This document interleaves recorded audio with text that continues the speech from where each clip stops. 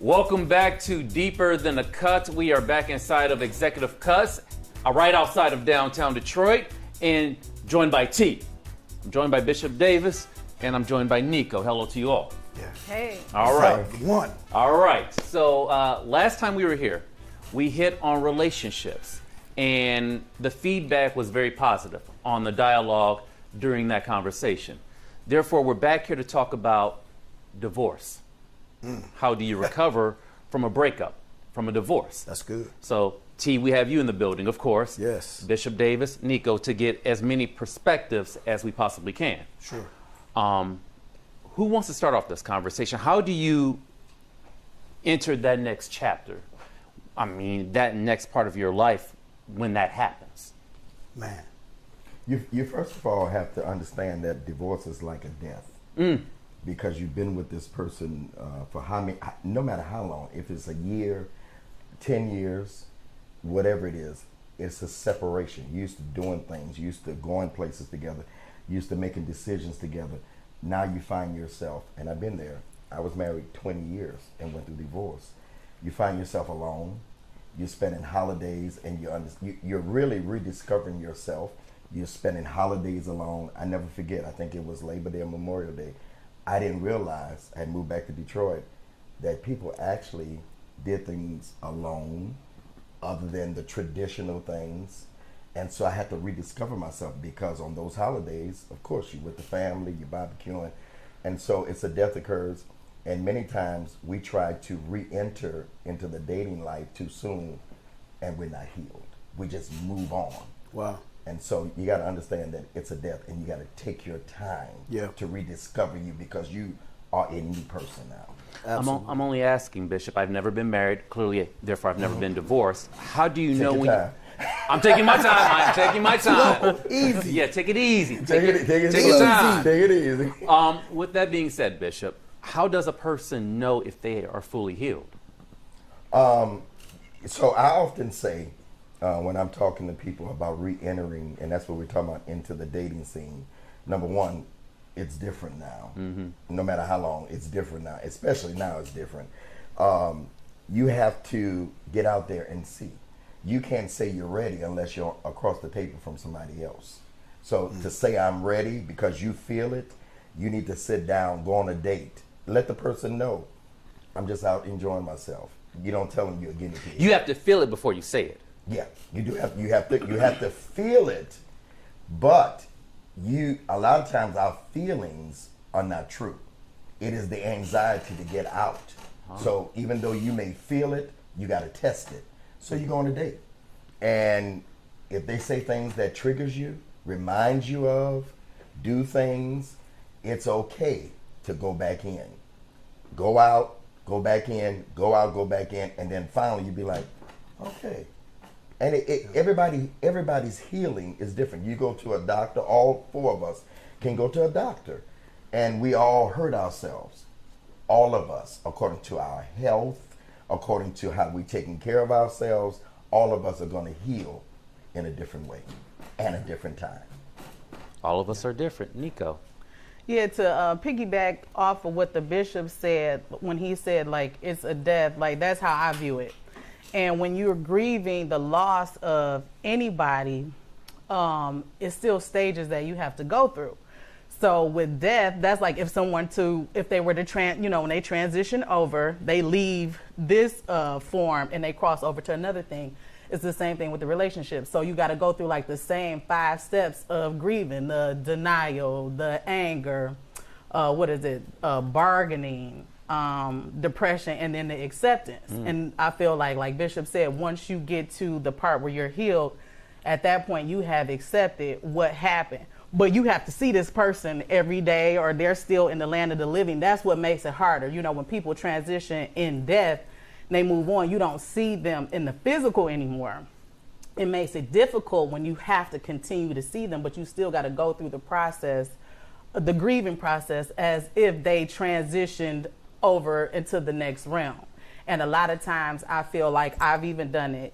You try to jump right back in, and you haven't gone through any of the steps that it takes to heal. Like he said, everybody heals differently, but it's still a process. you know, whether you're taking medicine, you're taking herbs, you know, when you're dealing with the physical. So it's the same thing in the spiritual and the emotional realm as well. Like, you have to take those steps in order to be able to move forward. How open or how cautious should you be in talking about it? You should. Are you saying to the person you're going out with, or in general? In general, if you are going through this experience, You have to talk about it. Okay. You have to talk about it. Get a coach, get a therapist, therapy, your pastor, get spiritual healing, get emotional healing. You should. Talking about it releases it. Yeah. And that's the mistake that I made. My story is I immediately met somebody. It's called rebound. Mm-hmm. And I'm the kind of person, I suppress things, you know. And so I met somebody, we went full throttle, you know, after I separated and stuff. And I woke up one day and said, what in the world are you doing? I'm losing weight, you know, exercise regimen. I'm doing my thing. Mm-hmm. And then I woke up one day and said, wow, what are you doing? Because I was real needy. That was a sign. I was real needy. I wanted that person around me, and that's not where they were. And I rose and I said, "Get yourself together." Because you didn't go through the process. I didn't go through the process. You didn't go through the fast. Because I'm strong and everything. But I had never been through that before. Yeah. So I'm trying to go through divorce the same way I go through everything else in life. I believe in keep pushing, but that right there, that's another thing. So then I started the grieving process. Started to talk to people. You have to talk it out. Because if you hold it in, and it's going to come out somewhere. It may not come out in that conversation, but if you suppress it and don't talk about it, it's going to come out in another relationship later on. And not just that, like, it affects your physical health. It does. And so certain things that we hold on to, when you hold on to anger, resentment, you're in denial and you don't release it, it affects your liver, your kidneys, your spleen, your gallbladder. Like, all of those different organs are even associated with certain emotions. So holding it in, mentally, emotionally, it's affecting you, but it's also affecting you physically. And you'll look up one moment and you in the hospital because you got pancreatitis. You know, you're eating, you could be eating bad, you know, emotional eating, but because of those things, those emotions that you're not letting go, that could trigger a lot of things. And it's important, I want to just throw this back to the healing. It's important that you get someone, because healing can take place and you're still with somebody may be able to have the capacity to handle your healing. Yeah. All right? But they have to know that you have to be very honest. Make sure you're with somebody that can, because you still may be healing and with somebody. Yeah. Healing is a long process. Man. For all of you, on the other side, I'm dating a person who has gone through a divorce, and I may notice the signs. How should I be understanding to that individual? How can I be understanding to that individual without putting my own life on hold at the same time? Because the person who's gone through that situation, they're going through something. Yeah. On the other end, you're dating someone new who technically didn't have anything to do with that, but there has to be a balance. Yeah. Is that fair? Yes. Definitely have a balance. You got to be open. Yeah. I feel like, not to cut you off, Bishop. You have to be open and willing to say, like, this is what, if I know that you're going through this and I decided to date you and knowing that you're still in this process, you already put yourself out there. So if you took on the ticket, hey, waiter, I'll take that. Like, you know what you're signing up for. You know what you're signing up for. So you don't know the magnitude to what you're signing up for, but you know that you signed up for it. So it's up to you to make the decision on whether you want to continue to go down that road. And you just have to be open. You got to be open and willing.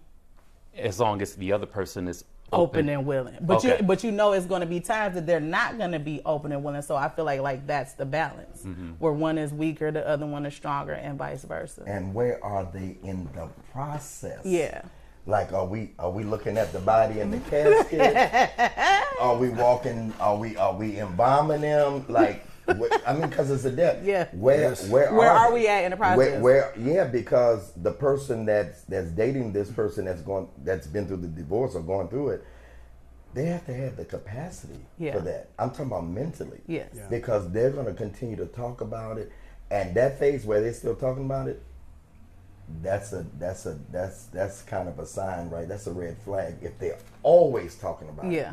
Now, flashbacks is one thing. Yeah. But if they're always talking about, you might want to let their therapist do that. Okay. Let them go through that without all the triggers. T, I want to bring you in. You're happily married, been with your wife for years. February would be 24 years married. 24 years. Yeah. Is there something to be said? Because from my memory, you took your time. Yes. Well, we got married soon, but Okay. we got married young. My wife was 18 and I was 22. Okay. And so that time we both were young, very immature. We just the biggest part of that part in the beginning of our marriage was we knew we wanted to be together. Okay.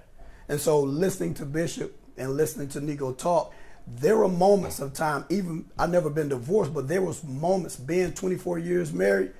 There have been many moments where we both on both sides have experienced death in the relationship. Some of the same restaurants we used to go to when we first got together, we don't even like that food no more. Her favorite color has changed. Her personality is changing. So things do die off, and you have to find a balance to where my responsibility is to find a balance where I know, and I'm learning her every day. So I have to be paying attention because things die off. Her desires for what makes her happy in a marriage dies off. She's changing every day. I'm changing every day. It's her responsibility to make sure that she's in tune with me every moment. That's what marriage is. We become one. And when you become one, you have to constantly stay in tune with your spouse, or else things are going to die off, and you never know they died off until something catastrophic happens. Yeah. And then you experience the ultimate death as a divorce. Is it as simple as paying attention more, or what Absolutely. to pay attention towards? Definitely. You have to pay attention every moment. It's things that I notice in my wife. It may go unmentioned for a while. I may notice that like her actions are changing towards me. That's my cue to pay attention to myself. It's like what something is off. So there's have to be a conversation, as Bishop alluded to earlier. You got to have a conversation. How do you raise those questions without coming across as rude or harsh? Well, it's just when you love a person and you've given your soul, your everything to this person, I don't think it's a difficult conversation. Okay. I think it becomes easier because of that love that you share with that person, right? So my wife is my best friend, right? For one, and so you have to be friends in a relationship. I have to allow my wife to say things to me, right? For me, and I have to be able to receive those things because I know she loves me. She's not talking down to me. She's not talking at me. She's talking to me. And she's expressing what she's feeling of some things that I may be ignorant to what I've done. I may not even know I've made her feel certain ways, right? I may not know I've hurt her feelings. I may have said something wrong. I may have done something out of character, and I'm just moving about my life like everything is good, and she on the other side like, I'm going to give you about a week to apologize. But then, too, I feel like the person, this is what I'm learning now. If your feelings are hurt or you did say something that was rude, it's on me to speak up and let you know. Why would I automatically assume? And that's, I feel like a lot of times, and I can't speak for all women, but I'll say for me, we'll go thinking that, oh, he knows that I'm upset or that he made me upset or hurt my feelings. He don't know that because he watching football, eating chicken wings. That's right. So if it hurts me, then it's on me to say, hey, babe, this is how I feel, and we can talk about it. Yes. And if you don't want to get the divorce, you have to do what you just asked him. You have to have tough conversations. You have to. More divorces are led to divorce because marriages led to divorce because you don't have tough conversations. I'm gonna hurt her feeling. That's the good. Terms and condition, like he just said, I have a term. It's the terms and condition change. That's what happened to my marriage, why I went to divorce, because I didn't notice, neither did we discuss. Your credit card bill, comes every night. Terms and conditions change. Please read the news. Yes. Same thing with relationships. That's good, Bishop. He just talked about restaurants closing and we don't like this anymore. We change. If you stay with a person that long, they're going to evolve. Yes. You don't know everything about somebody you're about to marry. Yeah. But we don't have the tough conversation. I don't like this anymore. If you don't have those, I don't like this anymore conversation, respectfully, because some of y'all be all in our face. Yes.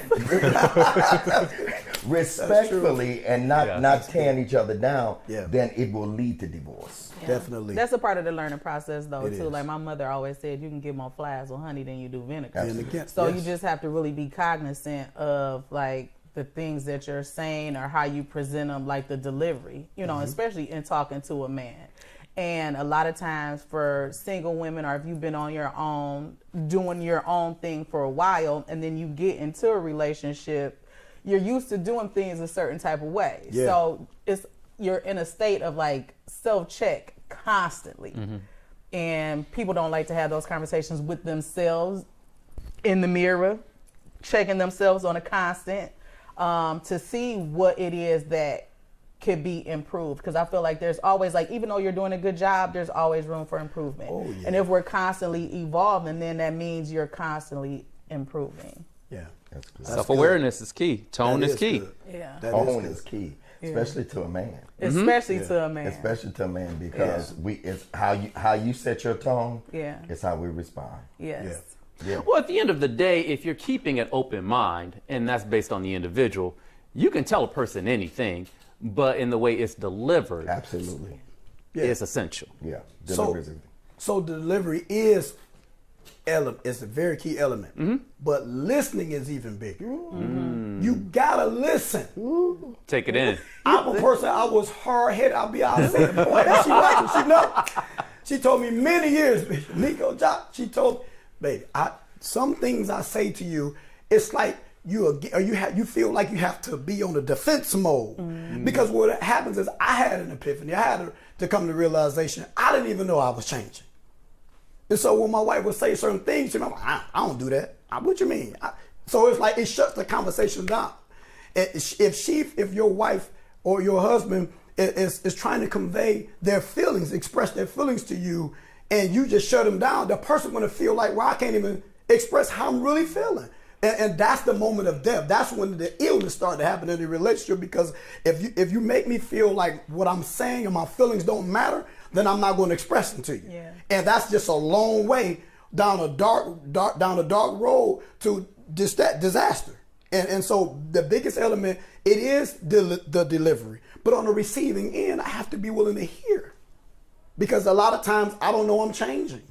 And so that's, my wife is my better half. She's the weaker vessel. She's the one that's going to express to me and tell me things that I may fight somebody in the street for saying. T, I like what you just said.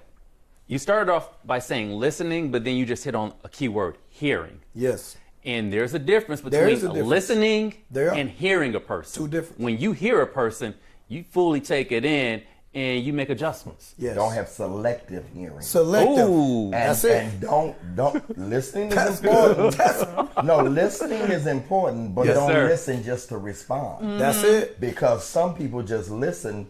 I'm gonna pull that out because it's against you. That's right. So don't have selective listening. And a lot of women say that they want to be listened to, but they don't listen to a man. Men be muting. You be muting very true. us. You mute us.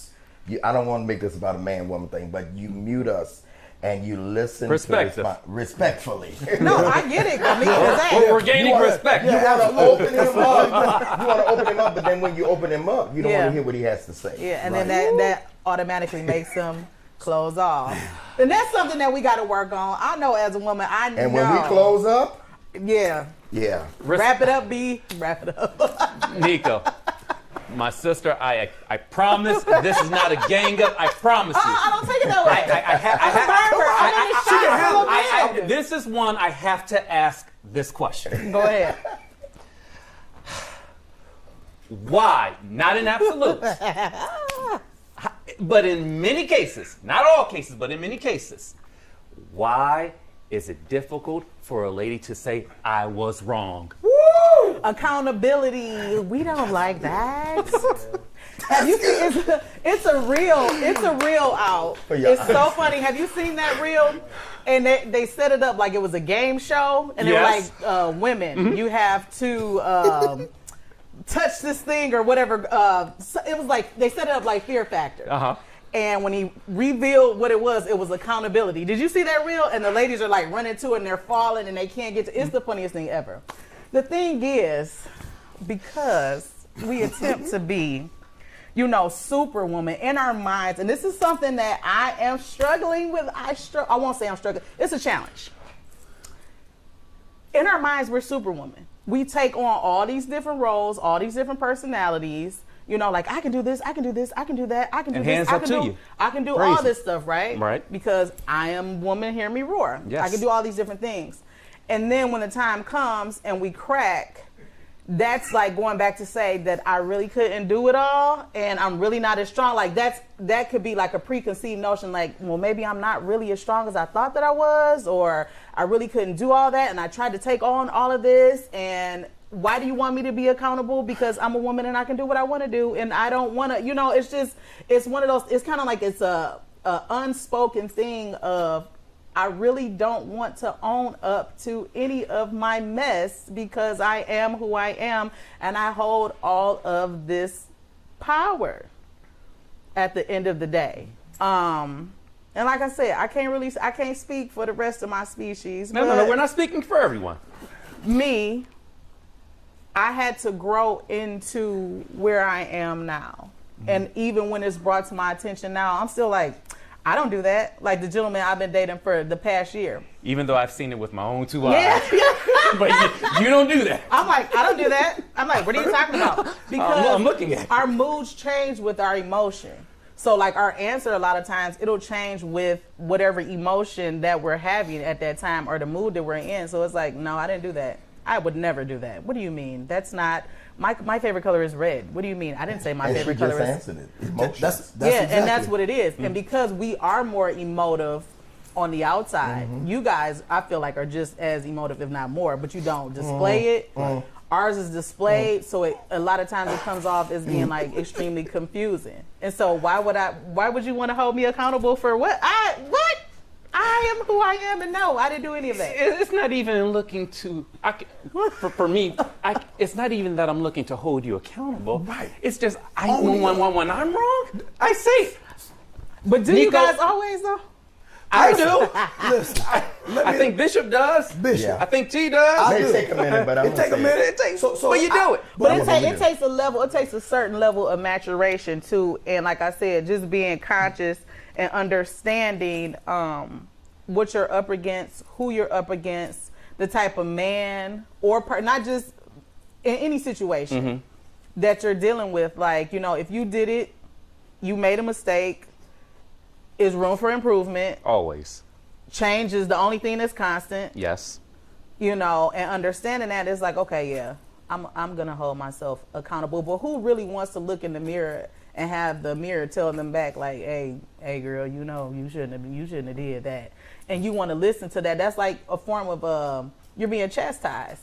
So self-check, once again, that's hard for a lot of people. Men and women. But men and women. Men and women. And so a lot of what we're saying, I'm laughing in my head because I'm just thinking of so many times where I said, I'm waiting on an apology from my wife. I'm waiting. And instead, You only get like 2 a year. Yeah, you know, that's a good. You get 2, you're good. If you get 2, you're good. But the form of apology is what I'm saying. She may not verbally say stuff, and we've had this your favorite dinner. Yo, she do something real nice. Some stuff is we on TV, but I'm just saying. I'm saying she do something real nice for me to let me know it hit in my head. Or this is her way of apologizing. But it does not hit. It doesn't equate. So But- when you would want to verbally hear her say that, does that work for men though? It does work for men. For me. But if that's her way, When it's valid. Okay. but if it's that's her way of apologizing, Yeah. and you know it, does it matter? No, it don't no more.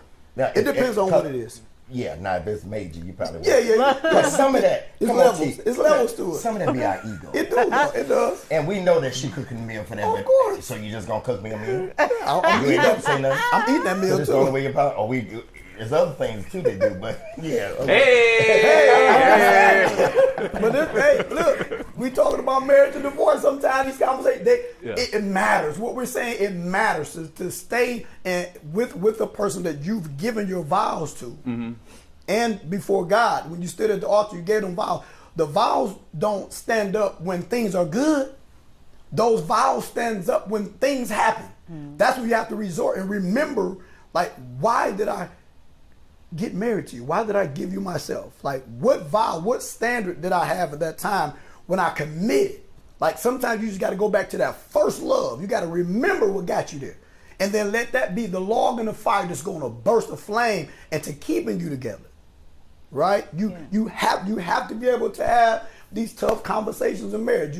So I've always been a person that apologizes. I think I apologize too much. I think she told me that one time. No, you haven't apologized too much. But what I'm saying is, I'm going to always apologize because it's just a form of respect. Yeah. You know, if I know I've done something to you, I'm going to, before you even recognize it, I'm like, I didn't even realize I did that. I apologize. I'm sorry.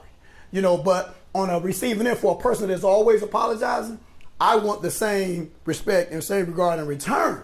It's like sometimes it's just verbally just saying words. Let me hear the words. Like as Bishop said, I really don't need it at this point because we still together and it works for me.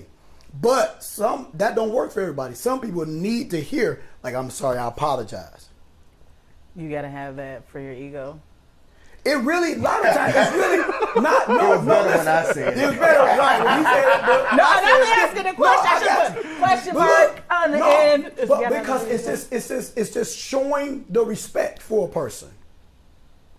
If you know you've done something wrong, it shouldn't matter whether it be male or female. No. If you know you've committed some type of, and it might not have been on purpose, right? But just saying that, especially if you know, we had a conversation previously about you're not apologizing, then I don't think it should be hard to just utter the word, babe, I love you, I'm sorry. If it takes you 2 days, a week, or whatever, just don't let it go forever when things just get swept under the rug and you not saying, but you cook me this fancy dinner, do something else. You know, and I'm supposed to just accept that version of your apology. I don't think it's fair. Because if I do something, I'm going to apologize. I think we get so accustomed to one another and familiar with one another that we don't think certain things are still necessary. If you know that your partner needs that affirmation, needs that apology, some people don't. Yeah. They don't need that. You ain't. It don't matter because sometimes. And I'm not talking about you. You can apologize. And I hear when you say you should apologize, but sometimes it becomes meaningless. Yeah. That's true. You apologize so much until exactly. Don't mean It nothing. doesn't even feel genuine. It's not genuine. Yes. So you think that's supposed to just resolve it, and we apologize sometimes without unresolved issues, with stuff being resolved. And so you can apologize so much until it's no meaning to it. I just want you to be quiet. Yeah. I just want you to stop. That's counterproductive. Yeah, it is. But I'm saying it happens though. Yes. And a lot of these things that we're talking about leads to the divorce. Okay. That's exactly. That's what Bishop just said. Those are the deaths within the marriage that happens before the divorce. Absolutely. Those things die off, and if it doesn't if it goes unmentioned, and it goes unhandled, resolved, then of course sometimes person just keep apologizing just to mute somebody and make them be quiet.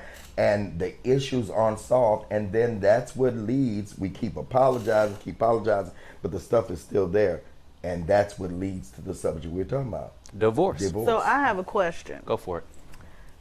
To the men, and this has always been like my viewpoint, even with marriage. Like my parents, they've been married for 48 years. Pretty much everybody in my family is married. I was in a relationship, it was unconventional marriage. Like we had our own terms of agreements, but we didn't do the whole, looks like my dad. We didn't do the whole, no, we had our own agreement on paper and everything. We didn't go through the state, should I say like that. So the thing with, in your vows, till death do us part, and we're talking about death and death being a transition.